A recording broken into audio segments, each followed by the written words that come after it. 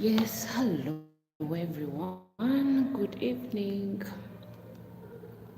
I hope everyone is doing great. Don't forget to like and share, subscribe to my YouTube channel. If you're new here, go to my channel. I have more beautiful videos there that you can watch. Yes, so how are you guys? Are you okay? Hi, new people. Hi, my new friends. How are you? Yes, some of you are wondering, who is she? Yes, she's Nora and she's a Ugandan. How are you, everyone? Hi. I'm waving to each and everyone. Yes, I'm saying that kid. Yes, hello, salamu alaikum. How are you? Salamu alaikum, my Muslim friends. Hi, marhaba. I hope you're all doing great. Yes, Emma's here. I'm all right. No complaining. Yes, salamu alaikum. How are you? Hi, Jay. I say the word Jay. How are you? Don't forget, guys, to like and share and subscribe to my YouTube channel. Nora welcomes you. So today is Tuesday. The month is about to end, right? Even the year. The month, the year, everything. I can't imagine that the coming month is Eid. It's really Eid. Some of you who did not check your calendars, the calendar is already showing that there's a big day coming, so we'll be eating meat. So there, guys, don't forget that day. When you have enough meat, don't forget, guys, to call me, invite me.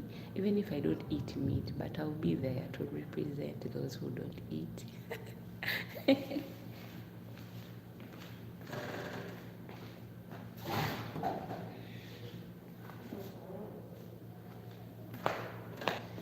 You know, I'll represent those who don't eat meat like me so that we can, yes, we can eat chicken. You can take us to KFC or McDonald's and then we eat the chicken, the crunch ones. I hope everyone is doing great. You're most welcome. This is your girl, Nora. Yeah. So this evening, as we are all here, some of us are in tears because of the things that are going on around the world. But Nora is not here to talk about that today. Today I'm here to share with you some experience, my life, guys. Some experience that in life there is some things that you really need to avoid as a person. When they tell you that, avoid them. When they tell you avoid, try your best to listen. However much you're sacrificing your life for others, you should really put your life first. So today it's when I decided to move in Nairobi. However much I'm in Saudi Arabia, but that was in the year 2013. Yeah, so 2013, I decided to move in South. I think I'm becoming addicted to Saudi now. So I moved to Nairobi to change my life. I just wanted to stay away from people who are making my life hard. I don't like living around people who are always nosy and people who don't know how to mind their own business. I'm that kind of person who is so quiet and I want to live my own life, private life, without anyone nagging or trying to see what is she doing. So I'm that person. Don't forget to like, guys, subscribe if you're new here. Yes, this is your girl Nora.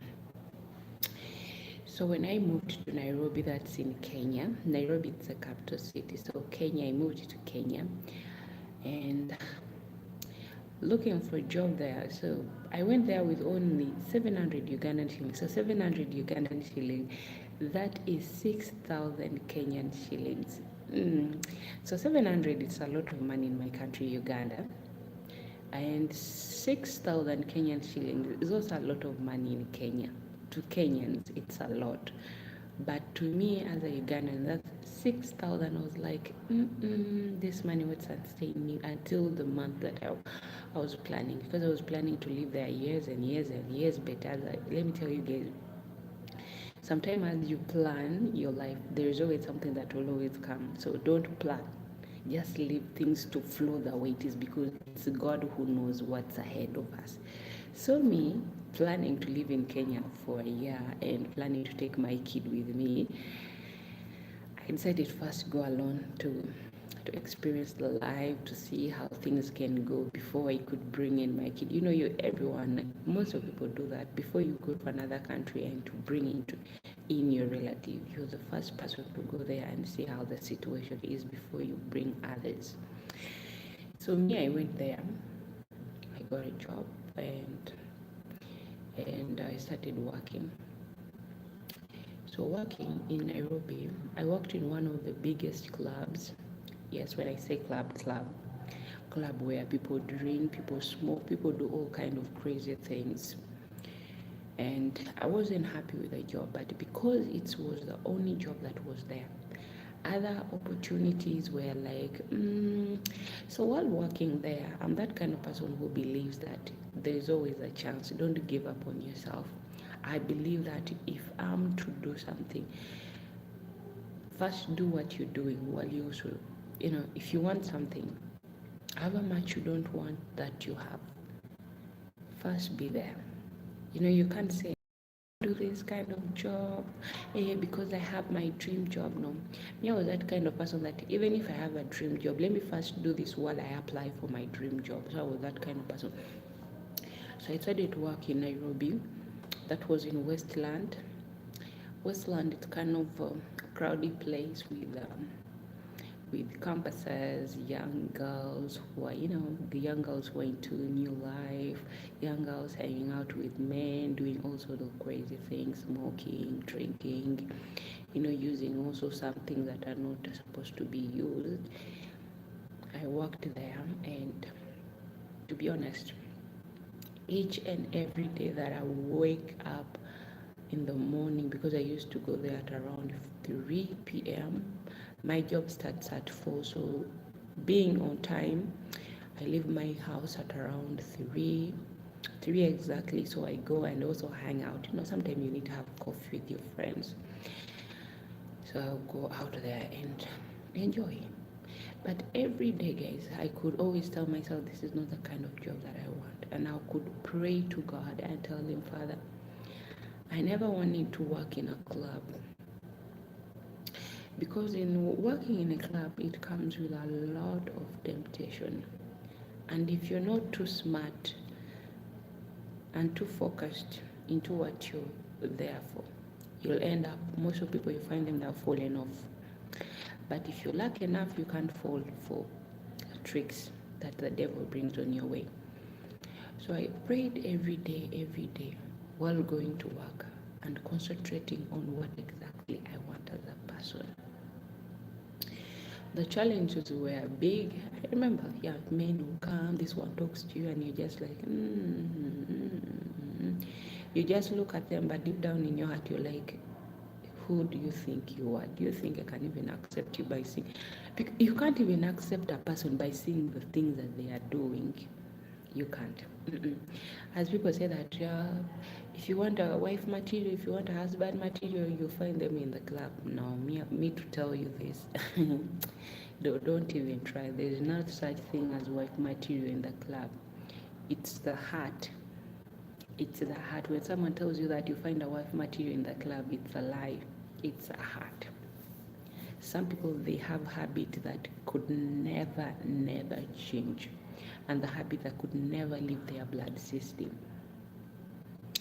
So I worked while believing that one day there is something good that will come out of it. But while working, I'm living in an environment where people smoke. I developed a cough. It started like something started like itching my throat. But that was already 2 months. I started coughing, feeling irritated. Like every time I could come to work, I could always come when not feeling well, a bit tired. And first of all, the smoke. People could smoke. Let me tell you guys, Kenyan chicks, they can smoke cigarette. I love Kenya, but girls in Kenya can smoke. You find even a young girl that you wasn't even expecting. It's not like in Uganda. We in Uganda, we are a bit disciplined, like disciplined. If you come in a home where a girl smokes, it's hard to find a girl who smokes in Uganda. They are very, very rare. It's really hard. They just develop habits. And those habits, they do it when they're outside. But when someone goes home, they know that home is home. It's a place where my parents don't allow me to do stupid things. That's in Uganda. Some kids, they go out, they learn other behaviors, but they don't do it at home. They do it where they are, and it ends there. But me, when I travel to Kenya, I never developed any behavior.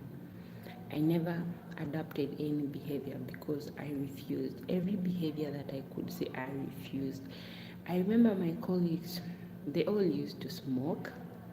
I booze, but I could not show them that I booze. I used to tell them, no, I don't booze. Even if they tell me do this, I'm like, no, I don't do it. I don't do it. Hello, hi guys, you're most welcome. Please don't forget to like and share. Welcome to my YouTube channel. If you're new here, please subscribe to my YouTube channel, okay? Yes, don't forget to click that bell. Click that bell. Every time that I upload the new videos, you'll be able to be notified. Don't forget to like. Click on the three dots on your left, on your right. It will show you where you like from, okay? So giving a like does not take anything from anyone. You still remain alive as you are. So my poor Nora was in Nairobi hustling, and I could remember girls would tell me, Nora, you have to smoke. To be able to match up with us, you have to smoke. I could tell them, I'm sorry, I can't do that. And then there is this, it's shisha. Some of you know shisha, right? There are those shisha that come in the small tin. You walk with it. I don't know how they call it. Is it a vibe or a pipe? There's how they call those. There's how they call those shishas. The one that comes in a small package. They come in flavors like apple, strawberry, vanilla, mint. There are so many. I know the flavors because I used to see the person. I used to go to the shop where they sell them, so I know the flavors, but I never tried any. I'm not that kind of person who falls into things that are not of my status. Hello, Assalamu alaikum, how are you? I hope you're doing great.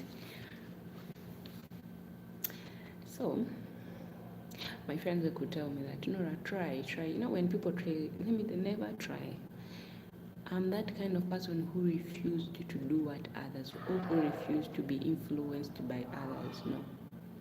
I refuse that to be influenced, because whether you do it for yourself, because my mother used always to tell us that just because so and so is doing this doesn't mean that you should also do it. You have a mouth to talk. Say no to it. So I'm that kind of person. I'm like, no. Even if they could tell me no, I would say no. Still, no. It was a no. So they reached a time they got used to me. They started calling me a born again, a good girl, right? And then one time they told me, from being a good girl, one day you're going to be the bad girl in this place. I told them, nothing. I won't be the bad girl. I'm telling you. This thing where they say that good girl gone bad, I told them, no. It will never happen. So I said I worked, and I remember there's a day, working in the club, it's dangerous and it's good, it's fun. There's a side where it's bad, and there's a side where it's fun. When it's fun, the side where it's fun, when the place is crowded, you see the musicians, you see the people that you never saw, you never even meant to meet them. You see all kind of celebrities. But when the club people start to fight, that's when you realize that, I'm not safe in this place. That's when you realize that, I'm in a wrong place. I need to leave this place immediately. You need to leave that place. I remember there's a day, that day it rained. It was in the middle of the night. There's a gentleman who slapped a lady, and the lady also slapped him back. You know, Kenyan girls are not like Ugandan girls.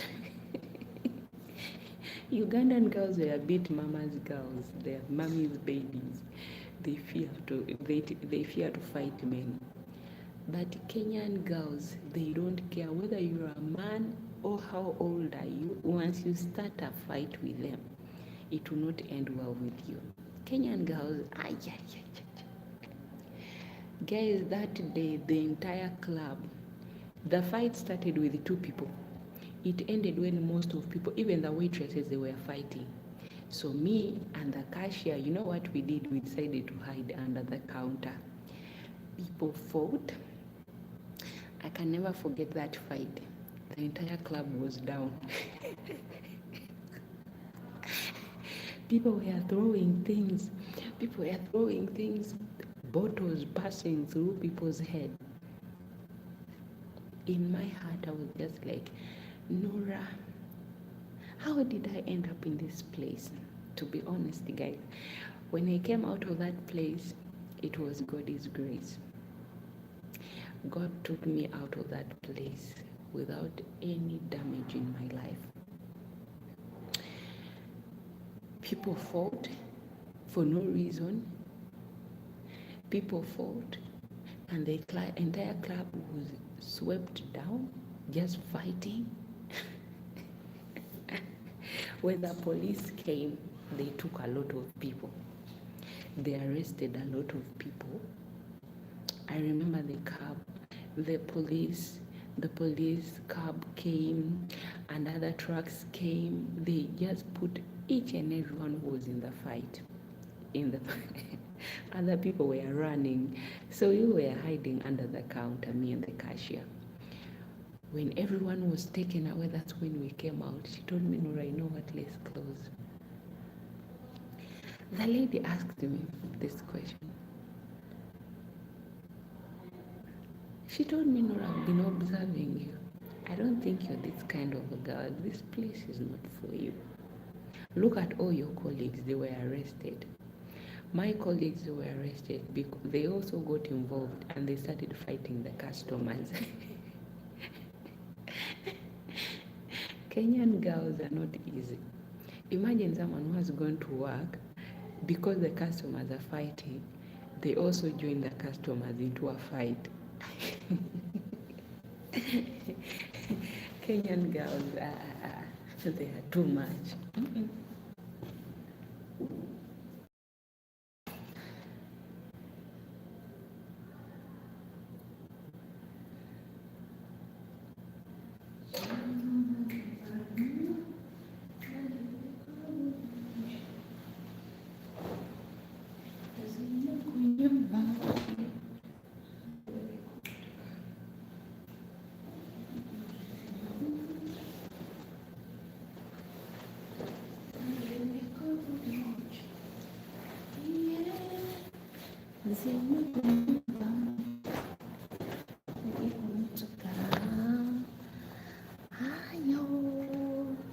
Hello, how are you? I hope you're doing fine. Yes, good evening. Buenas noches. Buenas noches.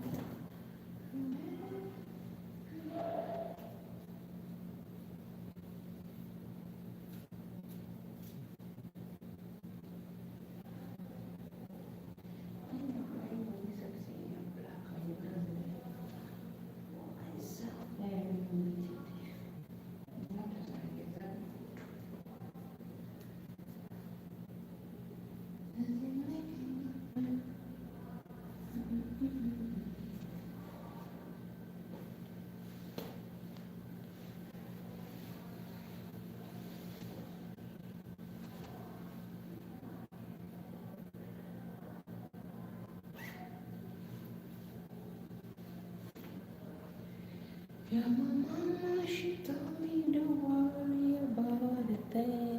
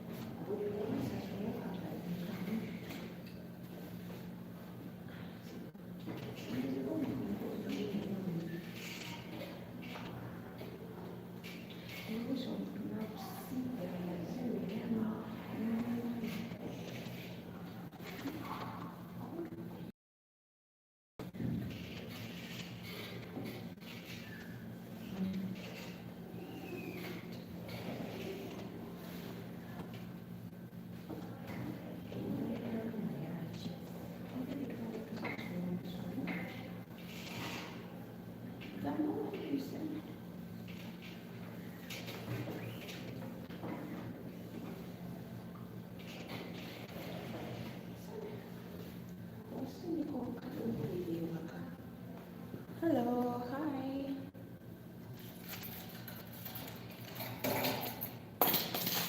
How are you? How are you?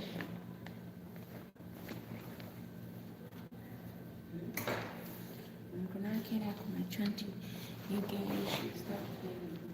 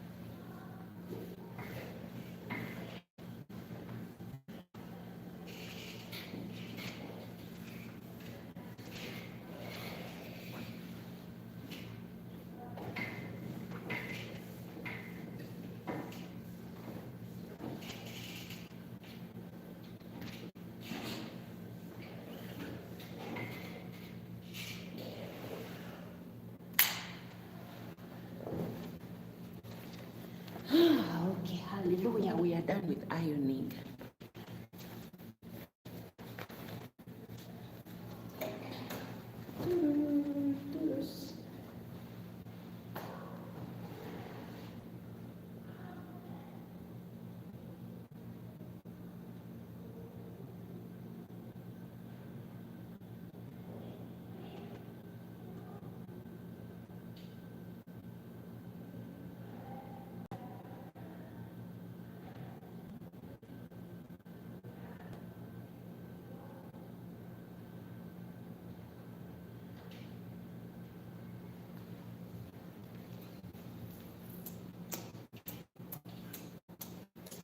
Come on, give Nora a laugh. How are you?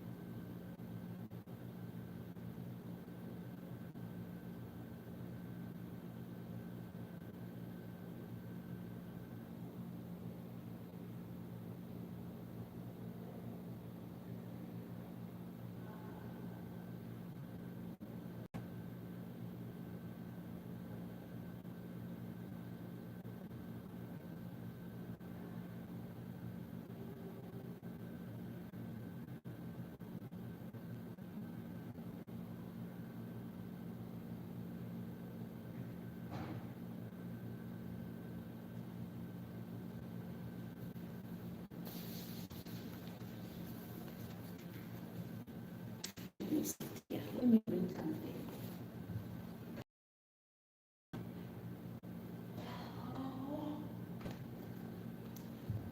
Yeah, fumbi janjaro.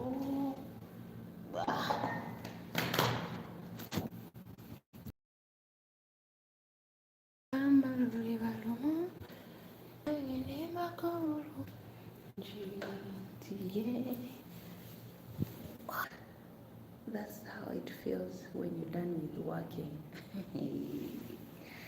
You joke with ironing. I don't like ironing, and I really pity my future husband. I don't know if I'll ever iron for you. You'll be doing everything for yourself. The only thing I'll do for you is to give you children. But for me to iron and wash your clothes, future husband, forgive me. I don't think that I'll ever have that energy. My energy has been taken already because I'm working each and every day. Someone is like, but Norah, husband, and a good wife does not cook for the husband. For once, we have to go out and have some goodies from outside. And also for once, we have to go to the lodges and then we spend the night there. You know, me and my husband. It's really, I hear people say that it's really magical, you know, when you and your husband, you sleep in a motel. Yes. Yes, when you sleep in a motel with your husband, it's quite really romantic. That's what I hear my married people say. You leave your house, you go, you spend the night in a motel. Don't forget to like and share. And if you're new here, please can I subscribe to my YouTube channel. So if you haven't been here in the beginning when I was telling my story of me working in Nairobi, I was a bit busy, so that's why I stopped the story on the way. So let's continue the story. Let me refresh it first, my throat.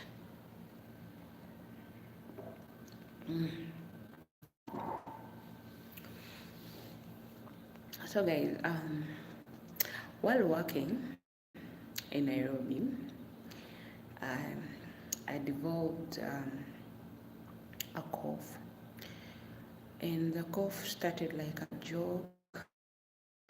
It was really, really hard for me to control it because I've never coughed like that. In Uganda, I've never coughed like that, but because I used to work night shift, and you know the cold, Nairobi is cold, guys. You see, it's this season, yeah, it's cold. It's cold from May to August. It's going to be too cold in Nairobi. So for me, I started coughing. While coughing, it became strong. Me, I used back then to take just paracetamol to calm it, not to feel weak. But one time I went back home, I remember it was 5 in the morning, because I'm a big fan of milk.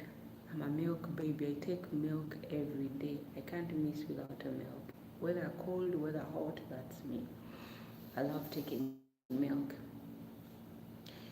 So that morning I went to shop and I bought milk for my neighbor because she was the only person that I could buy from. I entered my room, prepared tea, and I showered. I had to shower so that I can have the energy of sleeping so well. You know, to remove the smoke and whatever, people touching you, so you have to wash yourself to be clean. That day, I remember I texted my sister and I told her I'm home. That was my traditional thing, that every time I could come back, my sister told me at least to let me know that you're okay. Text me every morning that you're home. So I had to do that. Every day I had to text my sister and like, hey, I'm home, I'm home, I'm home. Every day I have to inform her. What are you doing? I'm having breakfast. What kind of breakfast are you having? I'm having this. So I could always inform my sister of my situation in Nairobi. So that day, after taking my tea, I don't know what really happened to me. I remember going to bed, missing myself, taking myself to my bed to sleep. But later on, I woke up, I remember it was 11. This phone I'm holding was on my hand, and I'm on the floor. Everything's just messy, water on the floor. I asked myself, how did the water that was in the bucket, and how did the bucket fall down? I thought maybe the bucket had a hole. I tried to get up. I was so weak. My body was shaking. I could not hear any word. My head was heavy. Guys, have you ever tried to get up when your body, you try to get up but your head, my head was heavy to be removed from the ground. I was just moving, trying to move. My hands could move because I managed to remove my phone. God helped me that my phone didn't fall into water. I managed to put my phone on the bed, and I started since my head could not move, like go up like this, I decided to push myself. So the strength was in my legs and my hands. However much I was weak, so I started pulling myself slowly. But in my heart, I was questioning myself, how did I get down on the floor? How did I reach here? A lot of questions was going into my mind at that time, but I was scared, to be honest. I was scared to death. That in my mind I was like, what was really happening to me? What really happened? What really happened? You know, I think you question yourself. So in panicking, because I was afraid of what happened to me, I pushed myself and I tried to call my neighbor, but the words couldn't come out. People who are staying alone, It's good, guys, to have someone that you stay with. I'm telling you, have someone around you. Living alone is good, but you need to have someone around you. That day I realized that living alone sometimes it's not good. At least you need to have someone to help you in case something bad has happened to one of you. At least one is there to protect the other. That's when I realized that yes, living with someone, it's really important in life. Because I tried to call my neighbors, but no one could hear me, because even opening my mouth like, it was so hard to say a word.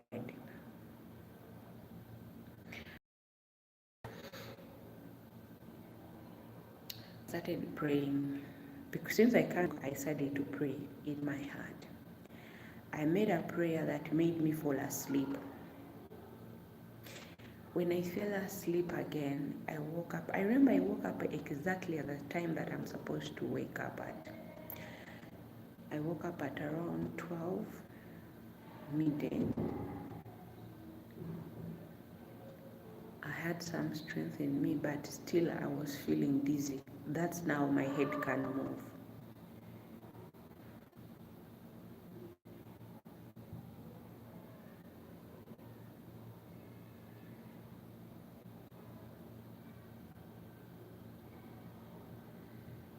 I thought they are calling me. So then I could feel my head can move, but talking I couldn't. I remember I got up slowly. I went. There's a gentleman who was fetching water. I just told him, can you help me and give me some water? The gentleman gave me water and he told me, it seems that you cannot walk properly. Let me give you some water. The gentleman helped me, carried my bucket to my door. Guys, even carrying that bucket from that door, it was so hard for me. So I decided to push it with my two hands. I sat down in my room. I took a bath in my room.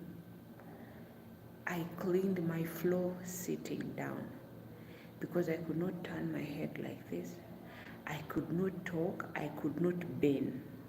The moment I bent like this, it was like I'm going to faint again. So for me not faint again, I texted my friend. I told my friend that, can you come and take me to the hospital? My friend came, so I had to communicate with my boss at work, and I told my boss I'm going to be like 1 hour late from work. I remember that day I wasn't even late, because immediately when I texted my friend, he came on time. He took me to the hospital, and then they checked me out. Like they had to do some samples, take some samples on me and check what was really.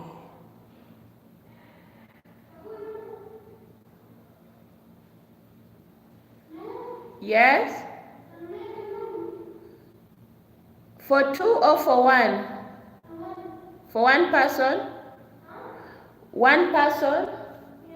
Wahad? I'll be back. Let me first go prepare someone. I want to go to make someone noodles. You know how kids they are. But if you're living alone, take my advice, guys. Find someone to stay with you.